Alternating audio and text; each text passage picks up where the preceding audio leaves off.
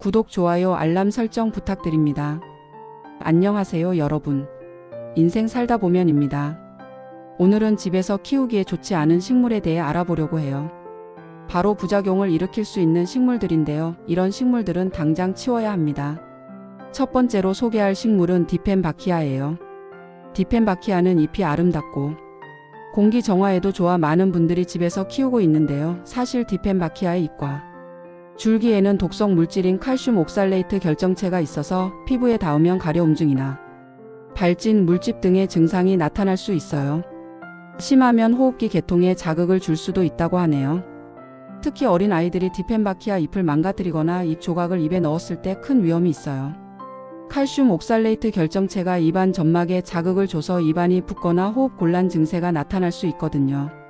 최악의 경우에는 기도가 막혀 생명이 위험할 수도 있어요. 반려동물들도 디펜바키아의 독성에 취약해요. 강아지나 고양이가 디펜바키아 잎을 씹거나 먹었을 때 구토, 설사, 침 흘림 등의 증상이 나타날 수 있어요. 반려동물이 디펜바키아를 먹었는데 이상 증상이 보인다면 즉시 동물병원으로 데려가야 해요. 디펜바키아는 물을 자주 줘야 하고 어느 정도 습도가 유지되어야 잘 자라는 편이에요.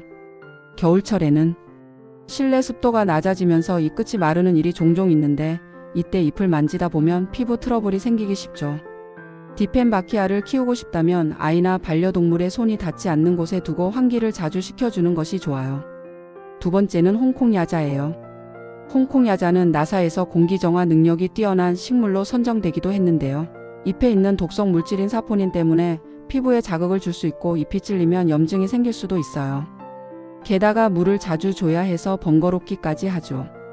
홍콩야자는 건조에는 비교적 강한 편이지만 물을 너무 많이 주면 뿌리가 썩기 쉬워요. 뿌리가 썩으면서 잎이 누렇게 변하고 결국 식물이 죽게 되는데 홍콩야자의 잎에서 나오는 수액에는 독성 물질이 있어서 피부병을 일으킬 수 있어요. 또한 어린아이가 있는 집이라면 더욱 주의해야 하는데요. 아이들이 호기심에 잎사귀를 입에 넣었다가는 식중독 증상이 나타날 수 있거든요. 홍콩야자는 햇빛이 잘 드는 곳에서 자라는 식물이에요.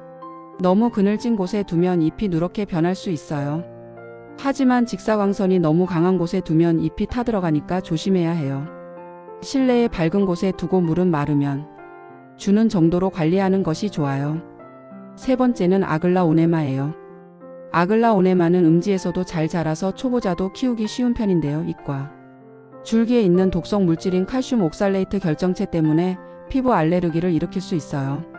만약 아글라오네마의 수액이 피부에 묻으면 가려움증이 생기고 심하면 물집이 생길 수도 있답니다. 특히 꽃이 필 때는 주의가 필요한데요. 아글라오네마의 꽃은 썩은 생선 냄새가 나서 악취를 풍겨요.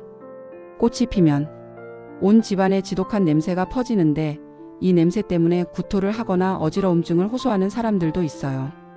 꽃이 피는 시기에는 환기를 자주 해주어야 하고 가능하면 실외로 내놓는 것이 좋아요. 아글라오네마는 물을 좋아하는 식물이에요. 흙이 항상 촉촉한 상태로 유지되어야 잘 자라요. 하지만 물을 너무 많이 주면 뿌리가 썩을 수 있으니 조심해야 해요.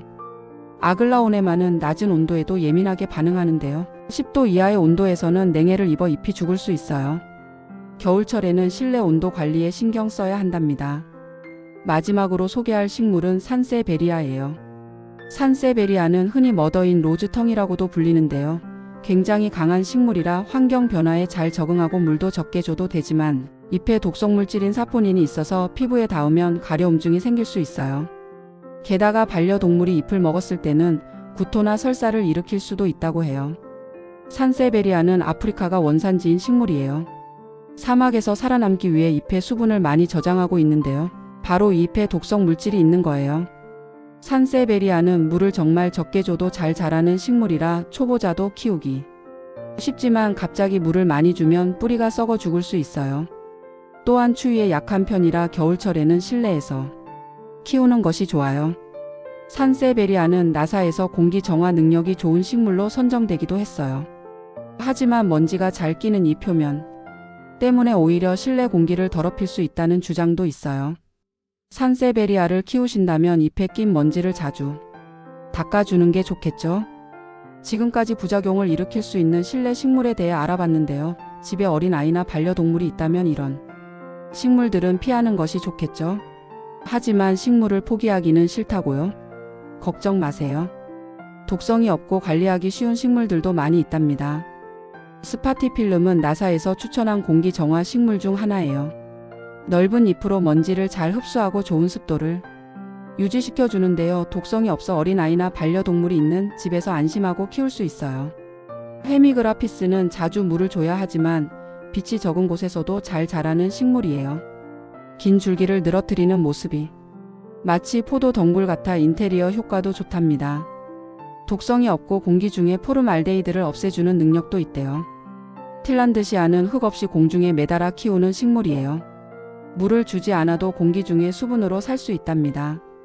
다양한 색과 모양의 틸란드시아는 인테리어 소품으로도 많이 활용되고 있어요. 틸란드시아는 광합성을 많이 해서 실내 공기를 맑게 해준대요. 이렇게 독성 걱정 없이 건강하게 키울 수 있는 실내 식물들이 많이 있어요. 식물을 고를 때는 생육 환경과 관리 난이도 그리고 독성 여부를 꼭 체크해 보세요. 식물을 키우면 마음이 평온해지고 삶의 질도 높아지는데요. 가족 건강까지 챙길 수 있는 똑똑한 식물을 키워보는 건 어떨까요? 오늘 영상이 도움이 되셨다면 좋아요와 구독 부탁드려요. 감사합니다.